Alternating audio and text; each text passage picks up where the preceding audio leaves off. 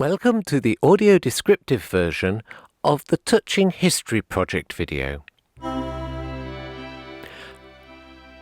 There are 9 computer-generated tiles, 5 of which show early Minton Encaustic Tile patterns, the remaining 4 containing the information that this is the Touching History Project, funded by the National Lottery Heritage Fund, and produced by Stoke Your Gratitude, C.I.C. A finger wipes across one of the Minton tile patterns, showing that the pattern is flat to the touch. The camera now pans about as the tile patterns burst forth from the base, with each element of the pattern coming to rest at a different height. The finger returns and swipes across the same tile, but this time it's able to feel the profile of the pattern. The Touching History project raises the profile of Minton's earliest encaustic tile patterns. Quite literally, during the project, 3D interpretations of these tiles were created that raised the pattern from the base, making them tactile and accessible to people with visual impairments. A set of these encaustic extruded tile patterns have been 3D printed and also constructed in wood. Appreciating and feeling gratitude for our local urban environment is key to well-being. You may find yourself noticing more tile patterns and other heritage to appreciate. The tiles produced in this project were taken to the church at Cheadle, where they've been photographed next to some of the original Minton tiles. Here we see the lion and 3 barley sheath tiles. And tile number 1 also. For a description of the Minton tile patterns and their meanings, see the Touching History Project book, also available as an audio book, free from the Stoke Your Gratitude website. Raising the profile. A girl in a pink top is interviewed. Which was your favourite? And the lion one. Footage from the exhibition at Wink Hill Mill shows people engaging with the 3D printed tiles. Children are stamping some of the quarter-sized tiles into dough. And then a lady who has visual impairment holds one of the black and yellow printed tiles, feeling the relief as she gives the description. I've got a little bit of sight, so I can see, because of the contrast, because my condition, I need contrast. So if that was just a paler version of that, then I wouldn't see it as much, but because of the contrast, I can. We see her tour of the dust press as well, where she's able to feel both the tile that's come out and the indentations of the press shape into which it was formed. Because you see with more than just your eyes, you see with your hands and your brain, what your brain interprets. Because it isn't just about your sight, it's what you make of it. Lady traces round the tile of the lion as she describes that this is one of the rampant lions. Yeah, can you tell it's a lion? Yeah, because it's got a it's the classic, it's the standard, what you see everywhere. It's is it a rampant?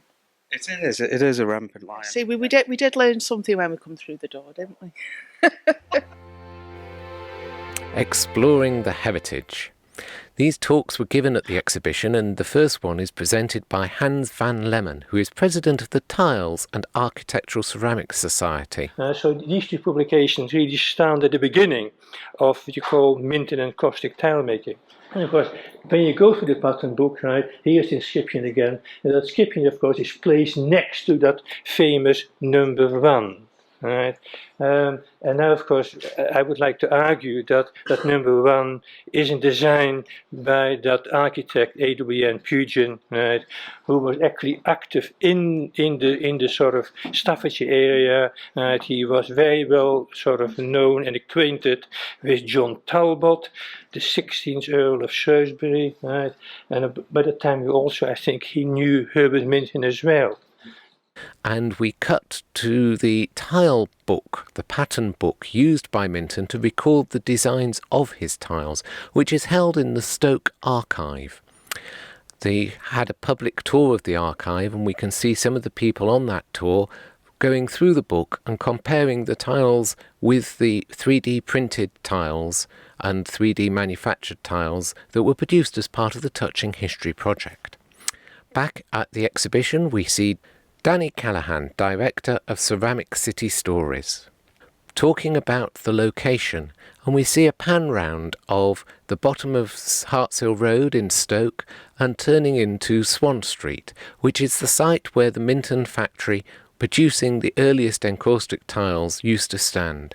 And today, on the day of the exhibition, we found somebody had placed a disused toilet bowl, the ceramic part, against one of the lampposts on the street outside the factory. You're in the place that made these things. So these streets, just to kind of orientate you around where you're at, these streets are, they're a bit down at heel nowadays. You guys came down off the beaten track, down a little side street, Swan Street, and through relatively scruffy factory doors. Outdoor toilets. Yeah, including an outdoor toilet.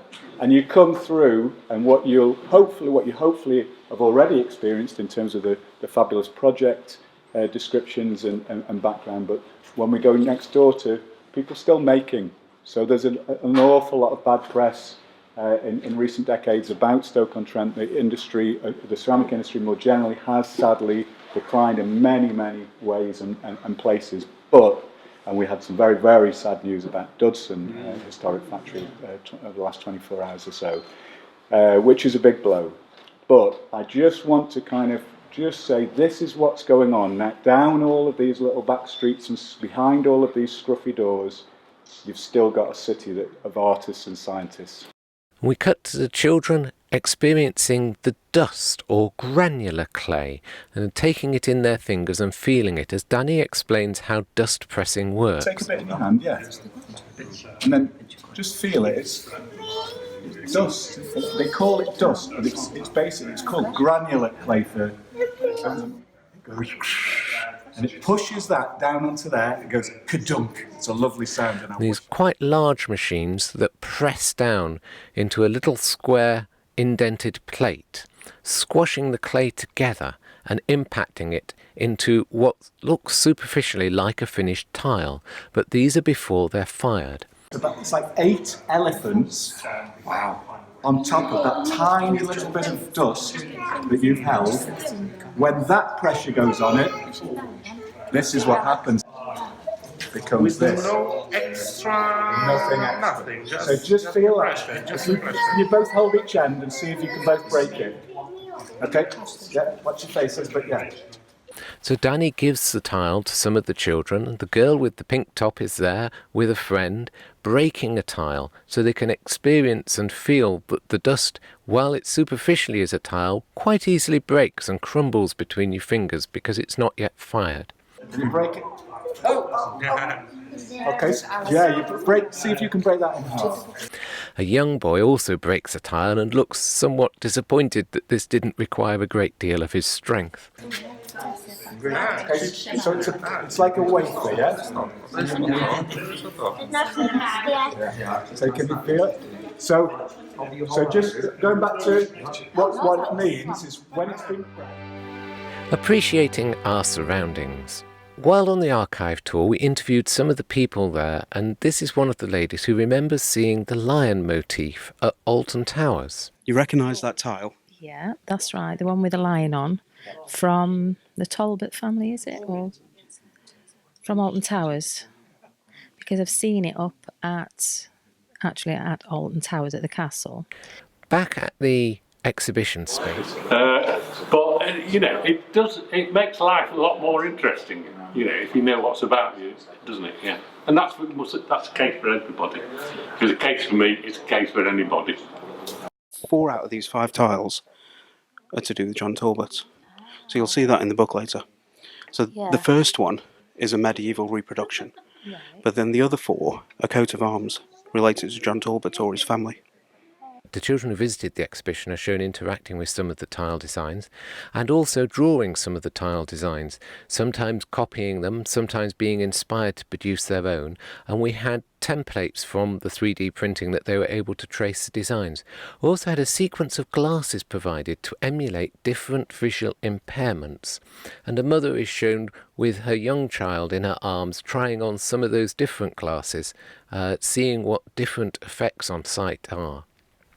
A gentleman puts on a blindfold so that he can try and put the 5 miniature 3D printed tiles by touch alone in the order that they occur in the pattern book.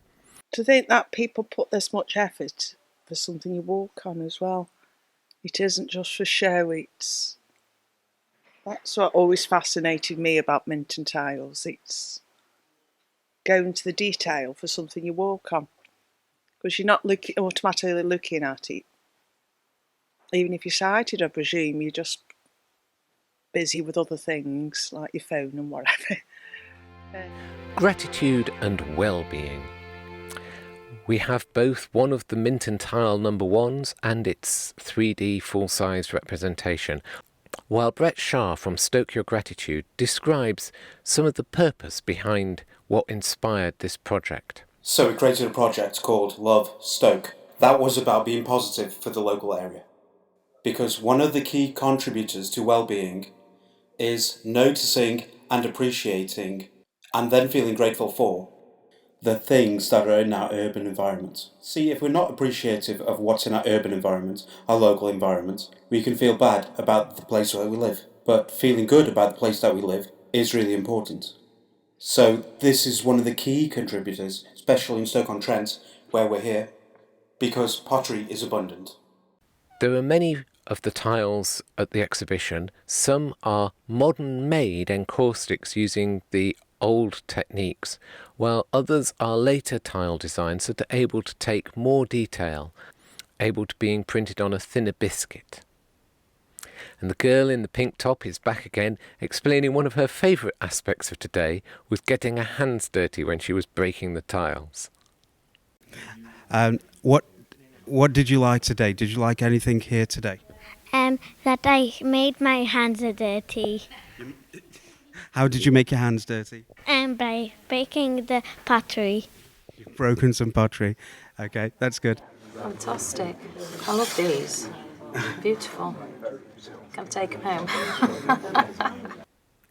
Lady feeling the tiles from the Touching History project explains that she likes them and would like to keep some of those. Hazel just asked, said you were coming here and would I like to come? So it's been fascinating, absolutely fascinating. We have the closing credits, finishing with the logos of stokeyourgratitude.org.uk and the National Lottery Heritage Fund. Thank you very much.